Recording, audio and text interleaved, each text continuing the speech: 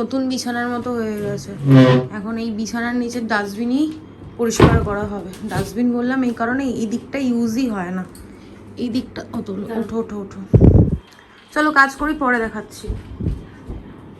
ঘরের পরিস্থিতি এখন বেহাল, দেখো সারা ঘরে নেতা ওষার, এই দেখো সব এলোমেলো করে রাখা। এই জায়গাগুলো না আমার এমনি ফাঁকা পড়েছিল, এগুলোকে এখন কাজে লাগানো হচ্ছে। ওখানে দেখো, ওখানেও আরো কিছু রাখা যাবে। এই কোহিনুদের মাথার জন্য দেখাতে পারছি না। সিনটি সেই অন্নপ্রাশনে পেয়েছিল ফ্লাক্স, জুসার, এই টুকটাক জিনিসপত্র এখনো ওর মধ্যেই রয়েছে।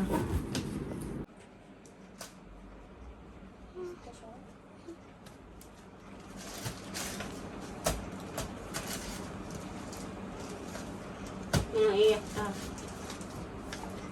যে কালারটা ঢুকিয়েছে,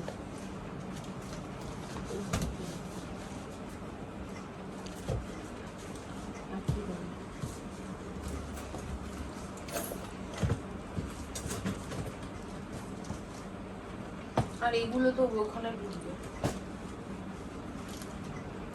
সব কভার টভার সব মনে করবে এখানে আছে।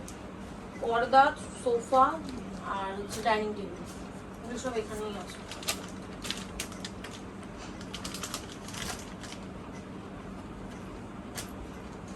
শাড়ি আছে, শাড়ি না ওটা,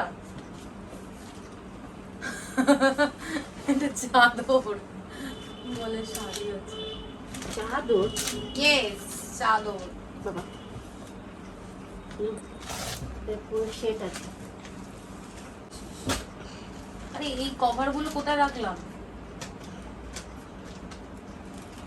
থাক, আমি এইখানটা দিয়ে পাশ দিয়ে রেখে দেবো। এখন খাটের নিচটা অনেকটা ফাঁকা হয়েছে। এখানে সব আমার বেডশিট গুলো রাখলাম, এখানে সোফা কভার, চেয়ার কভার, তারপর তোমার ডাইনিং টেবিলের কভার, ফ্রিজের কভার, এইসব রয়েছে আলমারির। আর এখানে টুকটাক কয়েকটা ব্যাগ, সিন্টির কালার পেন্সিল, এই জুতো ফুতো এইসব রয়েছে, অনেক খালি হয়েছে। আর ওই জায়গাটা দেখো ভরে ভরে জিনিস রেখে দিয়েছি আমি।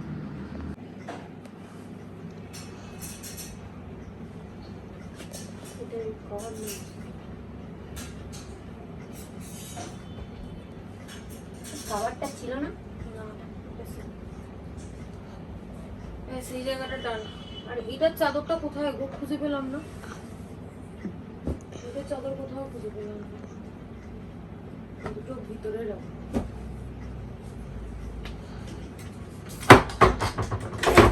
এটা পাল্টে দাও, এটার গুছিয়ে নি, একবার একটা একটা করে করি। Good afternoon, welcome to our channel. আশা করি দেশা খুব ভালো আছো, আমিও খুব ভালো আছি, একদম বিন্দাস আছে। এখন ঘড়ির কাঁটার সময় আছে 2:45, আমি ব্লগটা শুরু করছি। এতক্ষণ ক্যামেরার সামনে এতক্ষণ আসতে পারিনি, ঘর একদম লন্ডভন্ড করে রেখেছিলাম, তোমাদের সঙ্গে শেয়ার করেছি যেটুকু পেরেছি। দেখো কাজের মাঝখানে সবটা তো তোমাদের সঙ্গে শেয়ার করা যায় না। এই করতে করতে 10টা থেকে 2:45 হয়ে গেল। তো আর কখন তোমাদের সঙ্গে এদিকে ক্যামেরা সেট আপ, ওদিকে ক্যামেরা সেট আপ করলে কীভাবে কাজ কমপ্লিট করতে, এখনও কিছু হয়নি। সিঁটি স্নানে গেছে, সিঁটি অনেকটা লেটে উঠেছে। আমার মাছগুলো দেখো কি সুন্দর ঘুমোচ্ছে। যেই সামনে যাব উঠে যাবে সন্টু বলতে যাচ্ছিলাম, ঘন্টুও ঘুমোচ্ছে। খাওয়া দাওয়া সবার একচোট হয়ে গেছে। আমি আর কৈনদি খাবো জল ঢালা ভাত, মানে পান্তা। তো আলু ভেজে দিয়ে গেছে দিদি। আর আজকে দুপুরের লাঞ্চের জন্য হয়েছে ইলিশ ভাপা, সবটা তোমাদের সঙ্গে পরে শেয়ার করবো।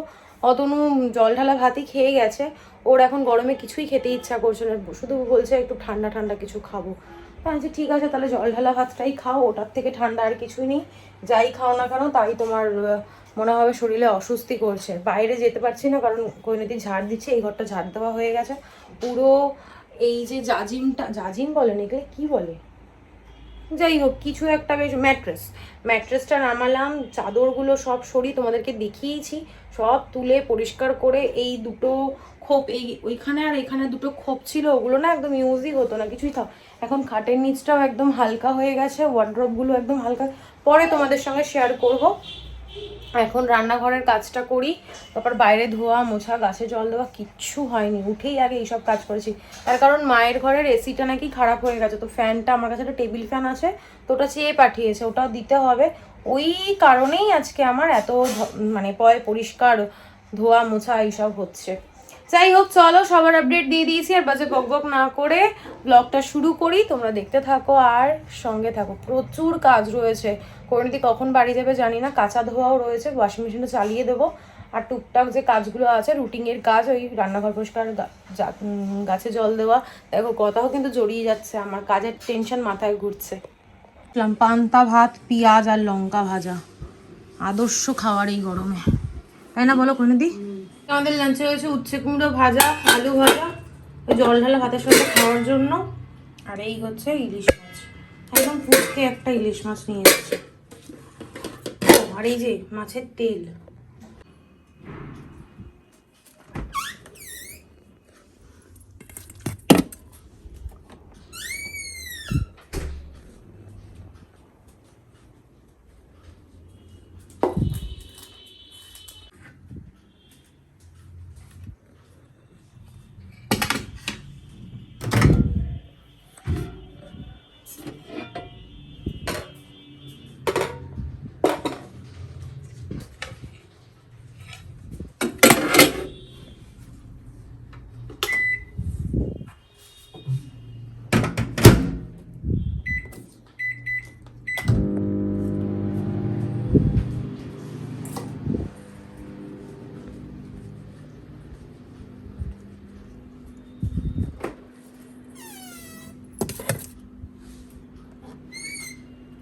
ঘড়ির কাটার সময় হচ্ছে এখন 9:25, ঠিক বললাম তো? হ্যাঁ, 9:25। অনেকক্ষণ পর আবার ক্যামেরাটা অন করলাম, ক্যামেরার সামনে এলাম। এখন চাউমিনটা গরম বসিয়েছে, আমার প্রচণ্ড খিদে পেয়েছে। দুপুরবেলা সেই পান্তা ভাত খেয়েছি, তারপর তোর কিছু খাইনি। খাওয়া দাওয়ার পর কাজবাজ করে আজকে কিন্তু কাজ কমপ্লিট করে স্নান টান করেই আমি ঘুমিয়েছি। ঘুম থেকে উঠলাম, সিন্টির আন্টি আসলো, সিন্টিকে পিডিয়াশোর করে দিলাম, কারণ সকালবেলা যেহেতু দুধটা খাইনি ওই জন্য বিকেলবেলায় পিডিয়াশোর করে দিলাম।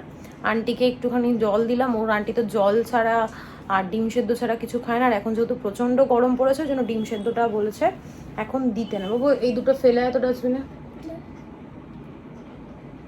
প্রথমত ছেড়ে দে, কোথায় পড়ে গেল। প্রথমত স্কিনের অবস্থা খুবই খারাপ আমার, এখানে দেখো কয়েকটা দানা বেরিয়ে গেছে। আজ এত নোংরা ঘাটছি না, এত ধুলো, আমার একটু ডাস্ট অ্যালার্জি আছে, অ্যালার্জি থেকে এই প্রবলেমগুলো হচ্ছে।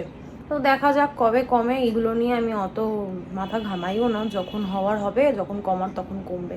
এত খিদে পেয়েছে ওই জন্য চাউমিনটা গরম করলাম কি গরম করতে দিয়ে আসলাম। এখন অলরেডি হয়তো হয়ে গেছে। আর আমার 2-3টে পার্সেল না জমা হয়ে রয়েছে, তোমাদের সঙ্গে আজকে শেয়ার করে দেবো। আজকে যেহেতু কিছুই শেয়ার করিনি, তো পার্সেলগুলোই তোমাদের সঙ্গে শেয়ার করবো। আমি নিজে দেখেছি, 2টো পার্সেল আমি খুলে দেখেছি, একটা রিটার্ন করতে হবে, আর একটা পার্সেল আজকেই এসছে। তো ভালো হয়েছে, তোমাদের সঙ্গে শেয়ার করে দেবো। এখন এই তো খাওয়া দাওয়া করবো, একটু টিভি দেখবো, তারপর অতনু আসবে, তারপর ওদের সঙ্গে একটু গল্প আড্ডা দিয়ে তারপর ঘুমিয়ে পড়বো, কারণ এখন চাউমিন খেলে রাতে তো আমি ডিনার করবো না।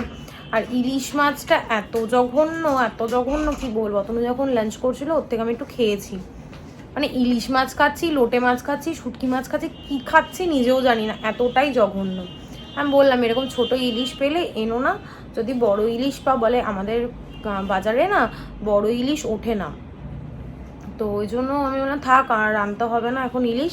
আর এখন তো ইলিশ মাছের সময় না, যখন বর্ষায় ইলিশ মাছটা পাওয়া যায় ভালো, তো তখনই এনো, এখন আর আনতে হবে, কারণ পয়সা দিয়ে আনবে যদি খেতেই না পারে। অতীব জঘন্য, মাছের তেল তো বেরোয়নি, তোমাদের দেখিয়েছে একদম একটুখানি বাটির মধ্যে লেগেছিল, তো ওইটা দিয়েই মানে ও খেয়েছে, তেলটা খায়নি, মাছ দিয়েই খেয়েছে। আর তো রান্নাবান্না সেরকম কিছু হয়নি, আমি চাউমিনটা খেয়ে নিচ্ছি, আর ওরা ওই দিয়েই ভাত খাবে, কিছু করার নেই। সিন্টি ইলিশ মাছ খুব একটা পছন্দ করে না, খুব একটা কি পছন্দই করে না। চলো অনেক বক করলাম, এবার খেয়ে নিই, আমার প্রচণ্ড খিদে পেয়েছে। অনেকবার বললাম হয়তো কথাটা, সত্যিই খিদে পেয়েছে। একটু গোপাল ভাট দেখবো, খাবো, তারপর তোমাদের দেখাচ্ছি। ফার্স্টে আমি যে পার্সেলগুলো দেখে নিয়েছি সেগুলোই তোমাদেরকে দেখাই। আর প্রত্যেকটা জিনিস মিশো থেকেই নিয়েছি, মিশো একই হলো। প্রথমে দেখাই এই প্যান্ট আর কুর্তার সেটটা, কিছু কি ঝরে পড়লো? এই যে একটা পেন্সিল কাট প্যান্ট, ভীষণই কমফোর্টেবল, কাপড়টা ভীষণ সুন্দর আর প্রিন্টটাও আমার ভীষণ ভালো লেগেছে। একটু ক্লোজে দেখাই। এই হচ্ছে প্যান্টটা। আমার যখন যে জিনিসটা ভীষণ ভালো লাগে সেটা আমি 2-4টে করে অর্ডার করে রাখি। এর আগেও তোমরা দেখেছো সেটগুলো, অলরেডি 3টে আমি কিনে নিয়েছি, এটা নিয়ে 4 নম্বর। এটা আমার একটু বড়ই হবে, বড় হলেও মানে অসুবিধা নেই, আমি এগুলো পরে অনায়াসে এদিক ওদিক বেরোতে পারবো। এই স্লিভসগুলো একটু কাটিয়ে নেব, একটু ঢিলা ঢালাই কিনেছি। ভালো লাগছে প্রিন্টটা, আমার না খুব ভালো লেগেছে। দেখো ক্লোজে দেখাচ্ছি, সুন্দর হয়েছে না? এই একটা জিনিস। আর নিয়েছি একটা ওই এদিক ওদিক পরার জন্য এই জুতোটা, কিন্তু এই জুতোটার কালারটাও ভালো এসছে, মানে শক্ত, খুব একটা ভালো না। ওই কত টাকা নিয়েছে এটা, মনে হয় 99 নিয়েছে। 99-এ আর কি দেবে আমাকে এর থেকে ভালো। তো এটা আমার না ছোট হয়েছে, এটা একটা আমাকে বড় নিতে হবে, বা এটা আমি রিটার্নও করে দিতে পারি, খুব একটা ভালো লাগেনি। আর এই শাড়িটা ভীষণই ট্রেন্ড, যখনই নেট অন করি তখনই নোটিফিকেশন আসে এই শাড়িটার। তো অনেককেই দেখেছি রিলস বানাতে এটা পরে, তো ফাইনালি আমিও অর্ডার করলাম। ভীষণই সফট, আমি দেখছিলাম রিভিউটাও বেশ ভালো ছিল। তোরও বড় হবে বলি। ও এটা তো সিফনের শাড়ি, সিফনের শাড়িটা খুলবো, খুলেই আর এর থেকে বেশি আমি খুললাম না। পুরো শাড়িটার মধ্যে এরকম আঁকিবুকি করা রয়েছে, আর এটার কালারটা কি আমি নিজেও জানি না, কি কালার বলে আমি জানি না, বাট এদিক ওদিক পরে যাওয়ার জন্য ঠিকঠাক আছে। ভালো লাগছে শাড়িটা, ভালো লাগছে। আর পুরো পাটটাতে না এরকম একটা লেস লাগানো রয়েছে, দেখো। আমি জানি না এটা কি ব্লাউজ, ওটা ব্লাউজ পিসও আছে। তো এটা আমি দেখছি, ব্লাউজ না বানালেও আমার সঙ্গে কি বলছে, আমার কাছে একটা হোয়াইট কালারের হাকুবা আছে, সেটার সঙ্গে আমি পেয়ার আপ করতে পারি। সেটা খুব সফট, দেখো ভীষণ সফট। ব্যাস এই 3টে জিনিস আমার রুমে ছিল। কাকিমণির কাছে যাব, কাকিমণি দিদি যাই বলো, তার কাছে যাব, গিয়ে এগুলোকে ঠিকঠাক করতে দেবো। শাড়িটা ফলস পিকও করাবো, ব্লাউজ পিস থাকলে এটাকে একটা ডিপ কাট ব্লাউজ বানিয়ে পরবো। ব্যাস এই তো, চলো আবার পরে দেখা হচ্ছে। খাওয়া দাওয়া কিন্তু আমার হয়ে গেছে, এখন টিভি দেখবো, আর কিছু করার নেই। আগে ওয়ার্ড্রপটা একটু তোমাদেরকে দেখাই, আজকে এতটা পরিমাণে হালকা হয়েছে। একদম নিচ থেকে দেখাই, এখানে রয়েছে সব বেডশিটগুলো, সুন্দরভাবে সাজিয়ে গুছিয়ে রেখেছি, জানি না কতদিন থাকবে, আবার এলোমেলো হয়ে যাবে। এখানে সমস্ত আমার জামা কাপড় প্রথমেই আছে, দেখতে পাচ্ছ, নাইটি, জিন্স। তারপর তোমার এদিকে এই জায়গায় সব জিনিসগুলো আমার নতুন, এগুলো এখনো পরা হয়নি, ওগুলো রেখে দিয়েছি। ওপরে তো মানে আর জায়গা নেই আমার রাখার, এগুলো আমাকে এর মধ্যেই বাছাই করতে হবে। তার উপরে রয়েছে সামনের যত কিছু আছে, এগুলো সিনটি, তারপর উপরেরগুলো আমার, এখানেও আমার আর অতনুর রয়েছে। আর এই ব্যাগটার মধ্যে ভরা রয়েছে হচ্ছে তোমার কাকিমুনির কাছে যে জামা কাপড়গুলো অল্টার করতে নিয়ে যাব সেগুলো। হয়ে গেল ফার্স্ট ওয়ার্ড্রপ। এবার দেখাই সেকেন্ডটা, কি ভালো যে লাগছে না এখন, সব হালকা। এখানে দেখো সমস্ত ব্লাউজগুলোকে সুন্দরভাবে ভাঁজ করে রাখা হয়েছে, রাখা কি হয়েছে, হ্যাং করা হয়েছে, মানে আর জায়গা নেই, লিটারেলি ঠেসে ঠুসে আমাকে রাখতে হয়েছে। এখানেও ভিতরে কিছু শাড়ি আছে, মানে শাড়ি কিনে কিনে ভরে রাখছি। এখানে অতনুর রেগুলার ইউজের প্যান্টগুলো রয়েছে, এখানে টি শার্ট, এর ওপরেও আমি দখল করে নিয়েছি, শাড়ি ভরে দিয়েছি। এর নিচেও কিছু জামা কাপড় আছে, এগুলো অল্টারনেট তোমার সবসময় পরারও আছে, কিছু কিছু ভালো জামা কাপড়ও মিশে গেছে, কারণ আয়রন করতে দিতে হবে। আর এই 2 ব্যাগের মধ্যে আমার শাড়ি রয়েছে, আর নিচের ব্যাগটাতে সিনটির জামা কাপড় রয়েছে। ব্যাস এই হচ্ছে গোছগাছ। এখানে একটা ওয়ার্ড্রপ ক্যাবিনেট মতো রয়েছে, এখানেও শাড়ি, এটাও আজকে ফাঁকা করেছি, সুন্দর করে গুছিয়ে রেখেছি। এবার দেখাচ্ছি খাটটা তুলে, কতটা জায়গা বেরিয়েছে দেখো। দেখো এই সব ব্যাগগুলোর মধ্যে রয়েছে আমার শাড়ি, পেটিকোট, ব্লাউজ, এগুলো। আর এই দেখো আমার শাশুড়ি মার নাইটি আছে, শাড়ি আছে এখানে, আর এখানে সমস্ত কাভার, এখানে বেডশিট সব সুন্দর করে গুছিয়ে রেখেছি। এখনও কত জায়গা, আরও কত কিছু রাখতে পারবো। বেড সাইড টেবিলটাকেও গুছিয়েছি, এখানে সব আমার পার্স, এটা আমি ইউজ করি। এখানে যত চশমা আমাদের সেগুলো রয়েছে। এখানটা ছোট্ট ডায়েরি আছে যার মধ্যে আমার সব হিসাব লেখা থাকে, শাশুড়ির থেকে যা যা জিনিস নিয়ে আসি দেখো সব আমি লিখে রাখি যাতে ভুলে না যাই, ভুলভাল কিছু না হয়। এই যে এই পেজটার মধ্যে সব লেখা, তারপর কি কি দিয়েছি না দিয়েছি সব এটার মধ্যে লেখা রয়েছে। আর এর নিচে রয়েছে ওই স্মার্ট ওয়াচগুলো, আর আমার মিঠির একটা পালক আমি রেখে দিয়েছি যত্ন করে, ও তো আর নেই, তো ওর জিনিসটাই যত্ন করে রেখে দিয়েছি। ব্যাস এইভাবেই গুছিয়ে রেখেছি সব। এবার চলো দেখাই ড্রেসিং টেবিলের এই ড্রয়ারটা। এই ড্রয়ারটা মোটামুটি আমাকে প্রায়ই অর্গানাইজ করতে হয়, তাও দেখো এলোমেলো হয়ে গেছে। এই আইশ্যাডো প্যালেটটা কালকে আমার হাত থেকে পড়ে সুন্দরভাবে এই আইশ্যাডো শেডটা গেছে, দেখতে পাচ্ছ পুরো গেছে। এত চকলেট নিয়েছে স্কুলের ফ্রেন্ডের দেবে ও। কেন দিবি? কারণ আমার জন্মদিন। চলে গেছে তো, তাও দেবো। আমার জন্য কিছু আনোনি? না। কি আনো? আইসক্রিমটা আমার জন্য? এই তোমার জন্য বিস্কুট আছে। কই বিস্কুট? দূর। এই তো বিস্কুট। Patties biscuit? হ্যাঁ, আর কত বিস্কুট নিয়ে ফ্রুট এসছে কেক ওটা, ওটা বিস্কুট না। বাবা, কত কিছু নিয়ে এসছে আজকে আমাদের জন্য। বার করেই যাচ্ছে, শেষ আর করছে না। বাবা কি ব্যাপার গো? আইসক্রিমটা কি আমার? এটা আমি খাবো। আমার জন্য আনুনি? Choco almond with Belgium chocolate. আমায় দেবে না? আমি দেবো। থাক, আমার লাগবে না, যা। এপিক। না, বাজে এখন 12:10। আমাদের সবার ডিনার কমপ্লিট, শুধু ঘন্টুর হয়নি। অত এখন ঘন্টুকে খেতে দিচ্ছে, আর আমি এদিকে বিছানা রেডি করে বসে পড়েছি। এবার তোমাদের সাথে কথা বলে ব্লগটা এন্ড করে আমিও শুয়ে পড়বো, কারণ কালকে সকাল সকাল উঠতে হবে। সিন্টির স্কুল আছে কালকে, আবার বৃহস্পতিবার। কালকে সকালবেলা সিন্টির আন্টি আসার কথা ছিল, সরি ম্যাম আসার কথা ছিল। ওই আন্টি বলতে বলতে না আন্টিটাই মুখে বসে গেছে, জানো তো। ম্যাম আসার কথা ছিল, কিন্তু ওকে আর মেসেজ করবো না। ওকে বলেছিলাম যদি সকালবেলা হয় তো মেসেজ করে দেবো। অতনু বললো ওরা কালকে স্কুল আসে, তাই এতগুলো চকলেট নিয়ে এসছে, প্রায় 40টা মতো চকলেট নিয়ে এসছে। ওদের ক্লাসে নাকি 40 জন আছে, তো ওদেরকে দিতে হবে। আর কালকে মনে হয় 12টার মধ্যে সিনটে স্কুল ছুটি হয়ে যাবে।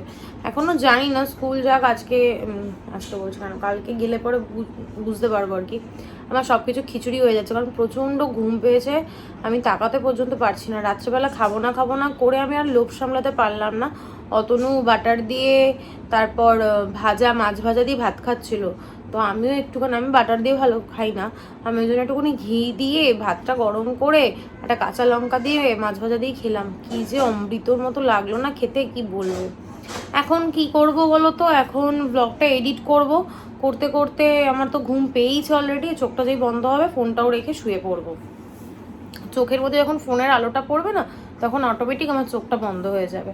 আর যদি ভাবি যে শুয়ে পড়বো এখনই ফোনটা না ঘেটে, তাহলে আর ঘুম আসবে না, তাহলে ঘুমের পুরো 12টা বেজে যাবে।